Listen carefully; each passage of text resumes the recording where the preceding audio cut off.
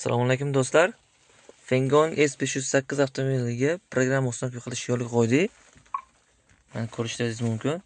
Yandex navigator qotmasdan chiroyli ishlaydi. Keyingisiga YouTube ham tushirib qo'ydik. Узбекистан сыграет с Испанией. И будем, конечно...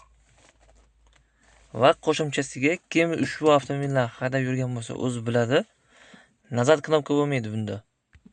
Uni ham tushirib qo'yamiz. Mana demo knopkasi va oxirgi ishlatilgan ilovalarni ko'rish. Antradan ham tushirganmiz. Qotmasdan chiroyli ishlaydi.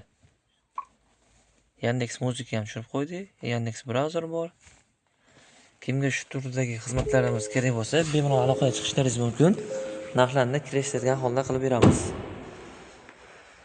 Va undan tashqari Fengon S508 avtomobiliga hozirda aksiya ketayotgan. Narxlari 25 mingdan.